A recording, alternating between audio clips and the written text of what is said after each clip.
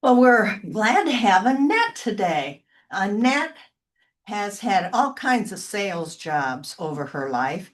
Her most recent, the last 25 years worth in real estate, which I understand she's been quite successful at and doing more than just selling but helping people. She really, that's a love that she's had as a person. She loves people and wants to help. She grew up in or born in South Carolina, but she grew up in South Georgia. That's it.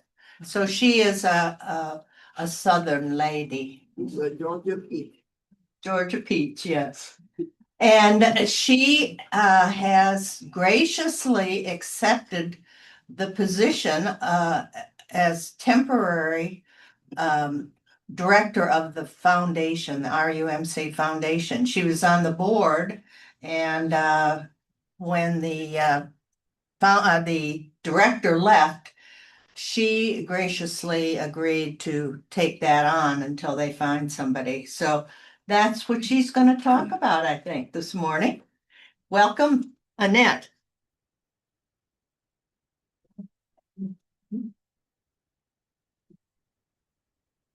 Hopefully I don't fall flat. Vince has told me I won't, so I'll go from there. The title, Nancy says, don't just get up there and talk about money and how it affects us and that kind of stuff. So I tried to embrace my my personal belief in the Lord as part of this lesson. So the title is, How does RUMC Foundation continue to carry your heart's wishes into perpetuity? So all of us have things that we love about the church. We all have things that we support in the church, but we want that to be long term. We have to find a way to do that. So, FYI, there are 15 verses in the Bible about giving through perpetuity. The ones I chose were 2 Corinthians 9, 6 through 7, on the New International Version of the Bible. It says, remember this, whoever sows sparingly will reap sparingly, and whoever sows generously will reap generously. Each of you should, excuse me, each of you should give what you decide in your heart to give, not reluctantly or under compulsion, for God loves a cheerful giver. So that's kind of the basis of where I put my lesson together today. As we reflect on these Bible verses about church growth, we recognize the incredible responsibility and joy that comes with nurturing our faith community. God has equipped us to foster unity, to discipline others, to engage in prayer, and to practice generosity through our lifetime, through all of our lifetimes. Each step we take toward church growth is a step we take closer to fulfilling our calling as followers of Christ. Whether we're welcoming newcomers or reaching out to our neighbors, or we are living testimonies to God's love. Our vision for our church is not just about numbers, it's about lives transformed, it's about love shared and faith deepened. Together, we can continue to build a church that mirrors the heart of Jesus and how he shines his light on the world around us. Today, I'm here to tell you all about how we continue to carry our heart's wishes through perpetuity. That's easily done through the RUMC Foundation. The history of how this foundation came into existence is very interesting. Two very smart gentlemen, Larry Mashburn and Malone Dotson, saw a need to develop this foundation to help people have a place to continue to support their wishes within RUMC during their lifetime and afterward. So in 1989, they assembled a committee to devise a plan for this scenario to happen. It was not until 1991 the first Malone Dotson golf tournament was held. And for most of you who may or may not know, the golf tournament provides the funds to support the foundation operations. It doesn't, we do not take any funds from our endowments to support the operations. It's all raised through the golf tournament. So the first golf tournament was held, and so began the funding of the program, which has had several names. But in 1998, it began being RUMC Foundation and is independently operated and incorporated as a 501(c), and it allows the program to be exempt from taxes. There are currently 56 endowments, which totals over $7.4 million, which is kind of hard to believe. This class, CUC, among others, have an endowment that allows us to grant monies to different organizations and special needs every year. We always have to decide on what 2 or 3 places we're going to give our several $2,000 or $3,000 that we have from what our foundation earns. This year, the RUMC has granted, hold on to your chair, $472,000 to this church. The most highly recognized grant, of course, was $200,000 that we gave for the Commons. And this was to help satisfy the Commons debt. I'm excited to say that challenge grant to the church members to satisfy this debt has been met. I was notified by Marion Brown that we have satisfied that goal and the Commons will no longer have any debt by the end of the year. Normally, I'm terribly excited about that. Normally, endowments are designated by their donors, but the funds that were accumulated, were just leftovers from the golf tournament, from operation, from this, for over 30 years. And one of our board members realized that we could use part of this money to support the Commons project. And I have to say, Vince was the chairperson leading that, and he just got all the information, dug into all the files, and made sure that we were not, donating money someplace that was not designated. But many in this class participated in that challenge to the church, and I am just so proud to say that CUC has helped make this goal, and I'm personally thankful to all of you. The RUMC grant initiated the spark that made this happen for the church to be debt-free. What is RUMC Foundation? The RUMC Foundation, Inc. grants touch people at every stage of life, both in our area and outside of our area and around the world. There's no place that you can think of that we haven't touched somebody somewhere. And it enables missionary work from around the corner to around the whole world. These grants provide also improvements to our church. ASAP, if you walk into the dining hall, you'll see we have new paint, new carpet, it just looks all fresh and glorious when we came back in August. So RUMC can continue physically to accommodate the wide variety of programs and impact the RUMC community, but also Roswell at large.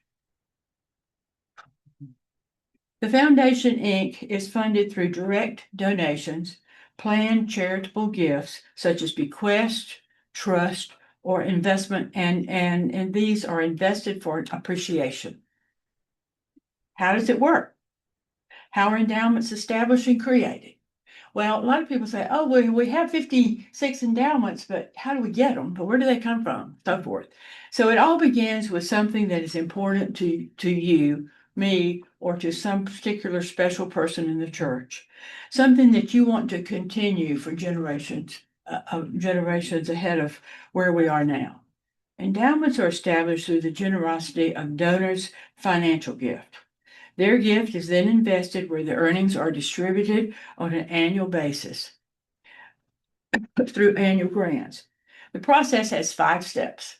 The first thing that happens is an individual donor or group of donors, as in the CUC class, cumulatively make a gift that meet the $25,000 minimum. Now, we have to have $25,000 minimum in the endowment before we can invest it and get proceeds back to use as a grant. This is a requirement. This minimum can be given today, tomorrow, next year. You can give $5,000 today, $10 tomorrow, $5,000 next year. Doesn't matter. But we have to reach the 25,000 before we can get money back to invest in our church. Gifts can be made from stock, real estate, cash, 401k transfers. Often gifts are motivated by the IRS minimum distribution requirement or from a finalization of one's giving as noted in a will. Sunday school classes have accumulated their givings as endowments, and generations within families have created endowments in honor of a family member. So that's step one. You can do it any way you want to. We do it all kinds of ways. Number two, the endowment agreement is crafted to specify the designations that will be allocated. The foundation standards specify that only 4% of the principal's 3-year moving average of the market value can be donated. And this is the principal is called the corpus. Well, it took me a while to figure out what corpus was. I thought corpus was a body. I found out corpus is the donated funds into the endowment that can never be distributed and they can never be touched. They will only be used for the accumulation of the investment. The grant recipients are determined by the donor and are well documented in the endowment agreement. So if I wanted all of my endowment to go to the kindergarten, that's where it would go. If I wanted to go to the choral, all of our choir programs, it would go there.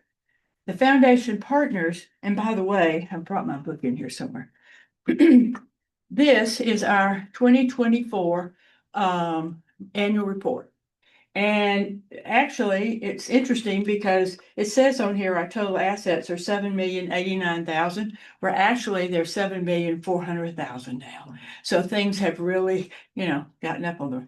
And the distributions lifetime says $2,177,752.89. Well, you can also add for 2025. 472,000.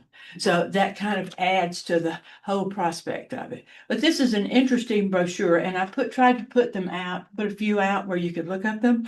It shows a list of our donors. It also shows a list of all the different areas in which we have contributed in 2020, that we contributed in 2024. Much the same in 2025, there's always a few new things. So the third thing that happens, the third part of the endowment process is that we work with the Georgia United Methodist Foundation and who they invest our fund to get the greatest sustainable return through WestPath, an investment manager. And we just recently had a visit from Georgia United Methodist Foundation and WestPath, and we're still doing pretty good. These funds are invested to establish a permanent source of income from the area of designation. So if the endowment is built to be dedicated to the choral programs, it will always be to the choral programs. And the donor will always know for sure that their donations are going where they want them to go. Each January, Georgia United Methodist Foundation provides RUMC Foundation a year-end financial report for each endowment. From these reports, the annual distributions are identified and communicated to the areas in which know that they're going to get money every year. So we can tell them, say, okay, well, you're going to get $2,000 this year, or you're going to get $500 this year. Whatever you're going to get is communicated to them.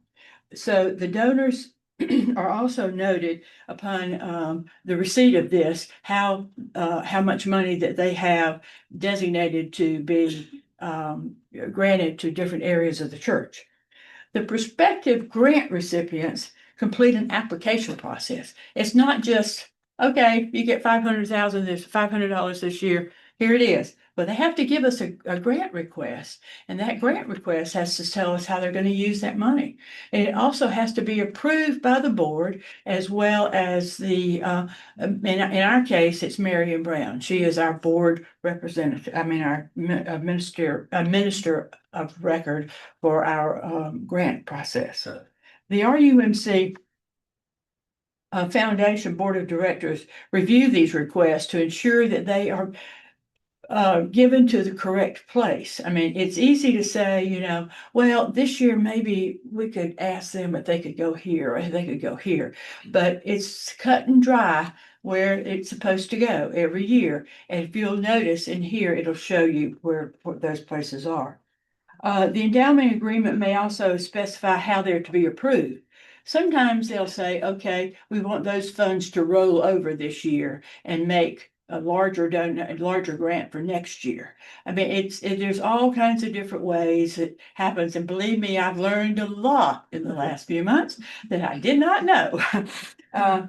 Donors have designated the earnings to be distributed in a variety of a very, a great variety of areas around the church.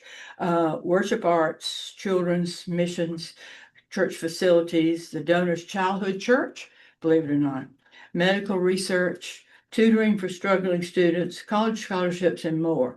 And in this brochure, that's why I brought enough. Hopefully every couple can have one. I won't have one for everybody, but maybe every person or every single lady or whomever. I'll get some more if you need them. But anyway, I just wanted everybody to have a good idea of how this, $2 million has been spent over the years, or 2 million plus now. So that just shows you that we do a lot for our church in support of our church and assistance of our church. Because the primary asset base is preserved in perpetuity, foundation donations are gifts that just keep on giving. They don't ever run out. They don't ever stop. They just keep on giving. As long as the investments make money with Westpath, they keep on giving, and the church can expect to keep on getting from the foundation investments. As I mentioned, the RUMC Foundation board several times. These people are nominated by current board members, and the church ministers approve the appointment to the board. A chairman is selected and leads the board usually for 1 year. The members rotate off 3 at a time, and some are asked to remain to finish a project often. Many members of this class, and I can almost count the numbers in here, have served on this board and helped make it a stronger foundation. And believe me, I go back and look at all these notes and try to figure out exactly what's happening, because I wasn't totally in on the whole story when we lost our executive director. So I've learned a lot, and I've been asked, well, who's going to train the new executive director? And I said, I'm not sure. We'll all do it together, So anyhow, but in closing, I'd like to thank all those who preceded me for their dedication and contribution. And as I said, there are many in here. And if anybody has any questions, just raise your hand and I'll do my best to answer them if I can help. Is anybody? Yes, sir. Yeah. Annette, I recently asked a question about the qualifications of the conference foundation board. And the answer was, these are professional financial people. They know what they are doing with the foundation money. The recommendation, do we invest it in stock? Do we put it in debt? Or where do we invest the money? I did not bring with me a copy of the Georgia United Foundation brochure that they gave us like last month, and I probably should have. I was very reassured on that point. But Westpath is a very renowned, and recently we've had a couple of people have said, oh, we might make more money here or there or yonder. But Westpath has been with Georgia United Methodist Foundation for quite a while. Yeah. And now our current CEO, her name is Elizabeth Coppage Hanley or Manley. I think she's gotten married. She has no name now.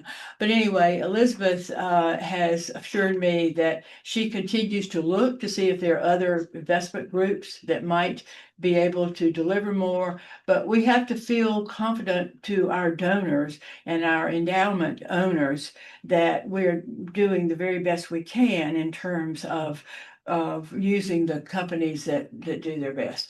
I personally am not necessarily a big financial person. I'm married to one, obviously, but he kind of helps me lead along the way.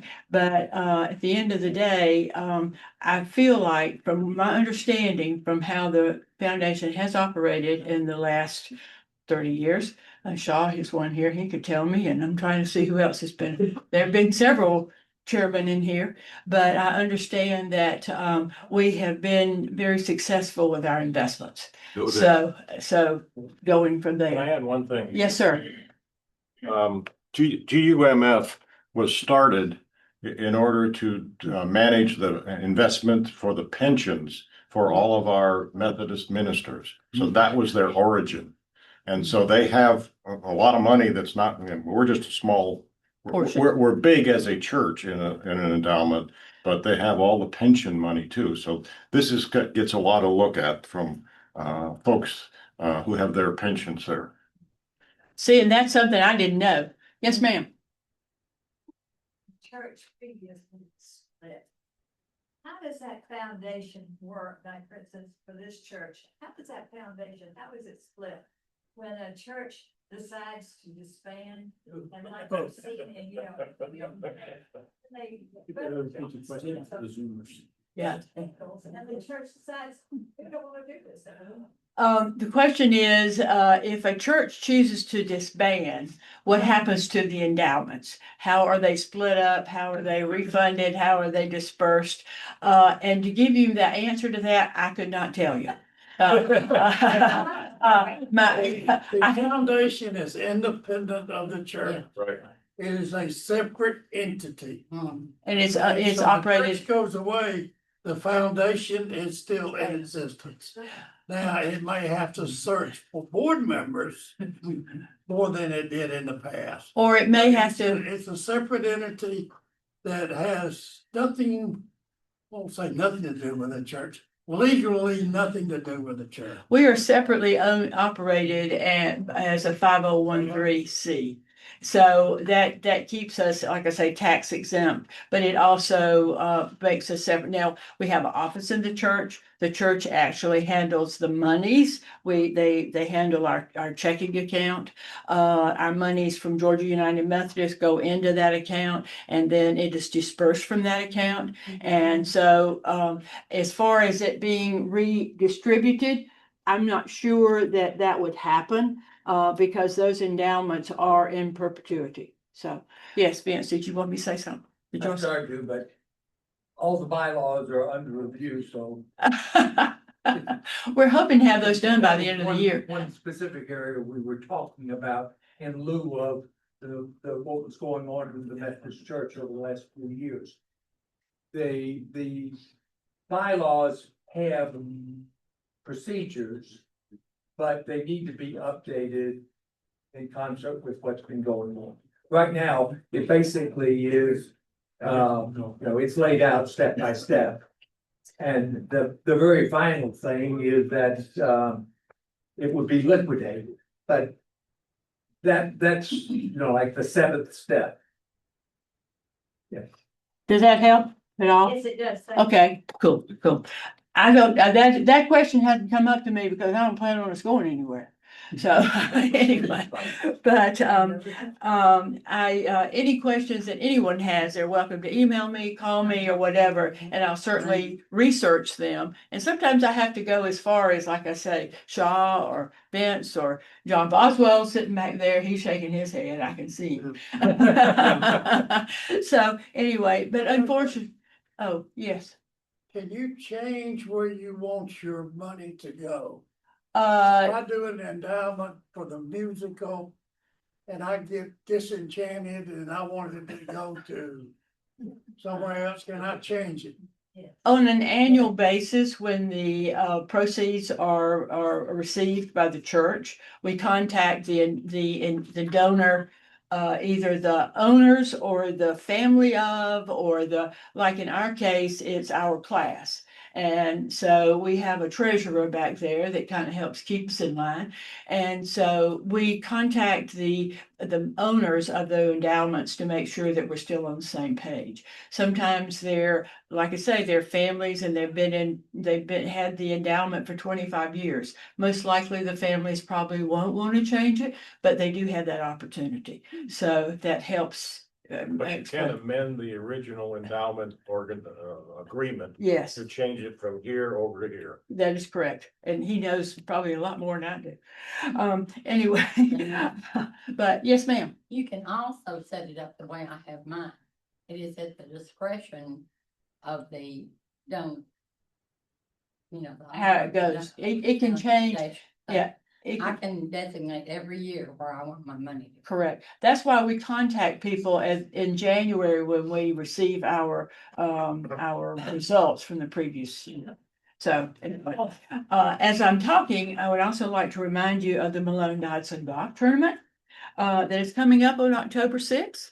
And it's going to be followed by the party on October the 10th. And, you know, I ask you to please participate as a volunteer or a player if you're moved to do so. We have a lot of fun. You know, I don't play golf. And I got involved in it because Mr. Shillings told me a long time ago on a Wednesday night at the Olive Garden, I'll never forget it. Are you and Doug going to participate in the golf tournament? I said, so that has happened and it has gone forward to this is where I am today. Unfortunately, yes, We Lynn. need sponsors for the golf tournament. A Right. lot of you have sponsored before, and if you would please sponsor this year, and we would welcome new sponsors. And as I said, the proceeds from the golf tournament go for the operations of the foundation. Currently, we are searching a new executive director, and his or her or the salary, which is part-time, is 20 hours a week, and that the proceeds from the golf tournament pay for the operation of the foundation. So that's the salary, the mailings, the this, the that, the other, just plain expenses. So that's why we have it. Obviously, and we have a lady sitting here on the front row that's always there. I sat with her one year and she enlightened me to a whole lot more than I ever knew. So anyway, but it's a fabulous way to get to know people in the church, maybe not just in our Sunday school class, in other parts of the church that you all may know that I know I did not know. So anyway, but we do need volunteers and we also need sponsorships. And we need golfers too if you want to play, if you golf. So anyway, anyhow, anywhere, we'll take you. So I'd like to thank all of you for your time. And I'd like to close in a moment of prayer. Excuse me. Yeah. Please bow our heads. Lord, thank you for this class and the hearts that are represented as they give so much of their time and talents. Please help us to continue to support our RUMC and show the love that our church sends out to all of those areas of need and the people that are in need. We love you, Lord, and bring us back together in your love. Amen. Okay. Any questions? And I finished on time. Oh, question. Oh, I'm sorry. What is the procedure to volunteer? The volunteer? To help out at the.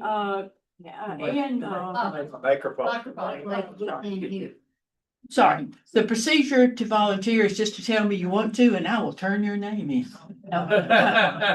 But if you have a specific area, we used to have at least 2 people that work each of the 18 holes. I think isn't it 18, Lynn? And this is the money lady. She knows a whole lot more than I do. She collects the registration. I don't know if she needs anybody to help her there, but we need people to help just roam the course, make sure that everybody has drinks if they need it, just any place, anywhere, anytime. But we can use you. And I'll find out tomorrow at the golf meeting, which is tomorrow at noon, where we can use you, Sandy, and I'll tell her. Okay? Thanks so much. Anybody else? Question? I have one. Yes, ma'am. Like if we have something we would like to be donated to help out, does it have to be given at a certain time so that or is it at the end when the money is given out? For the golf tournament? No, for the foundation. For the foundation.